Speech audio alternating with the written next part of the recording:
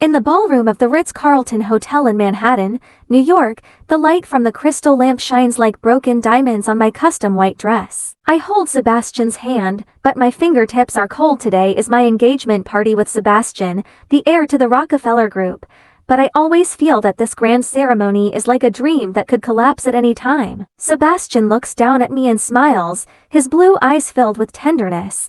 But I know that tenderness may not belong to Isabella, but to someone else. 3 months ago, I was a waiter in a Brooklyn cafe, until Sebastian opened the door and saw me, and the shock in his eyes hit me like an electric current. I later learned that I looked exactly like his fiancée, Lillian, who died unexpectedly 3 years ago. "Honey, it's time to exchange rings." Sebastian's voice was deep and melodious, pulling me back to reality. I raised my hand and watched as he slipped the 10-carat sapphire ring into my ring finger, my heart suffocating as if strangled. Just as the priest was about to speak, the door of the banquet hall was yanked open. A man in a black suit walked in with an old woman on crutches, and the old woman's eyes were like poisoned knives, straight at me. "Sebastian, are you crazy? Are you going to be engaged to a fake?"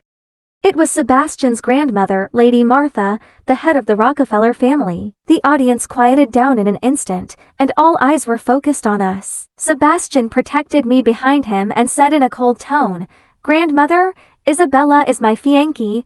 Please respect her." "Respect," Mrs. Martha sneered, took a picture frame from the man's hand, and slammed it in front of me. "Look at her. This is your fiancée. This woman is just a substitute who looks like Lillian, and you are going to hand over the future of the Rockefeller family to a woman of unknown origin." The woman in the picture frame was smiling like a flower, and she did have a striking resemblance to me. I staggered back a step, but Sebastian's hand held me tightly. "I love Isabella, not Lillian's shadow." "Love?" A sharp female voice suddenly sounded. The crowd parted ways, and a woman in a red dress walked in, her face covered in burn scars, but her sharp beauty did not affect it at all. "Sebastian, do you mean love is betrayal?" I was shocked. This woman is 7 points similar to me and Lillian. Sebastian's face was instantly pale, and he looked at the woman in disbelief. "Lillian, aren't you dead?" "Death?" Lillian laughed, full of sadness. "When you pushed me into the sea of fire 3 years ago, why didn't you think that I would die? Sebastian, in order to seize the inheritance of the group, you actually wanted to kill me, the only obstacle." The audience was in an uproar. Looking at Sebastian's instantly discolored face, I only felt that the world was spinning. It turned out that he approached me not because of love, but because I was like the fiancée he killed, and he needed a double to cover up his crime. "You are talking nonsense," Sebastian roared. "The fire 3 years ago was an accident. It was your own carelessness." "Accident?" Lillian took out a recording pen, pressed the play button, and Sebastian's cold voice came from inside. "Turn up the fire. Don't leave any traces. Lillian is dead, and everything about Rockefeller is mine." At the end of the recording, Mrs. Martha was shaking with anger, and she pointed at Sebastian. "You bastard! How could I raise something like you?" Just then, my phone rang suddenly. It was an unfamiliar number, and I answered, and a hoarse voice came from the other end of the phone. "Isabella, don't take their word for it. You are not a replacement. You are Lillian's twin sister, secretly sent out by your mother back then. Also, Sebastian didn't push Lillian. I did it." I froze suddenly. "Twin sister? Who was the caller?" Before I could ask, the phone was hung up. Sebastian looked at my pale face and said eagerly, "Isabella, believe me, the recording is fake, and Lillian's words are fake." Lillian suddenly rushed over and grabbed my wrist.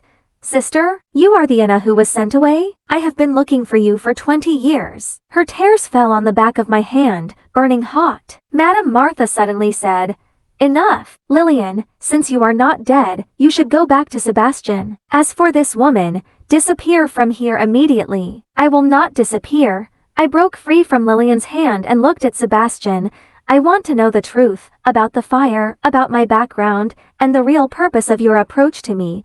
Before Sebastian could speak, the lights in the ballroom suddenly went out. In the darkness, I felt someone grab my arm and pull me out. I struggled, but I smelled a familiar smell of cedar. The mysterious man who used to come to the cafe 3 months ago, always saying, "You look like someone I know. Don't talk, I'll show you the truth." The man's voice was low, with unquestionable strength. I followed him out of the ballroom and into a black Bentley. The The car sped away, and I looked at the neon lights passing by outside the window, filled with unease. The car stopped in front of an old house in Brooklyn. The man pushed open the door and gestured to me to keep up. Entering the house, he turned on the lights, and I froze for a moment with a picture hanging on the wall of a woman holding two babies, one of whom had exactly the same eyebrows as me, and that woman, who turned out to be Mrs. Martha in her younger days. "Who are you? What the hell is going on?" I asked, trembling. The man turned around, took off his sunglasses, and revealed a face that looked somewhat like Sebastian. "I'm Marcus, Sebastian's cousin and vice president of the Rockefeller Group. And you, Isabella?" "No. I should call you Anna. You and Lillian are both illegitimate daughters of Lady Martha." I gasped.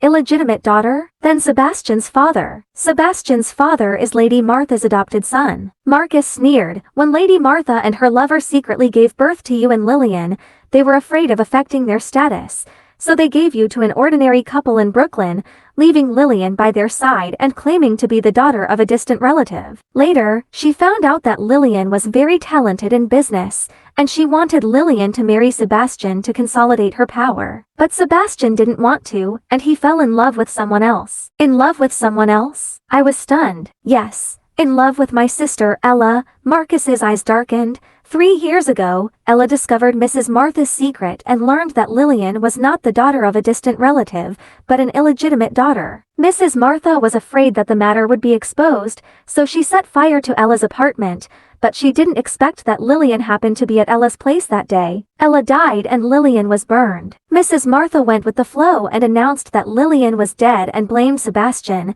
I was stunned to hear that there was so much conspiracy behind it. "Then why did you tell this?" "Because I want revenge." Marcus's eyes became sharp.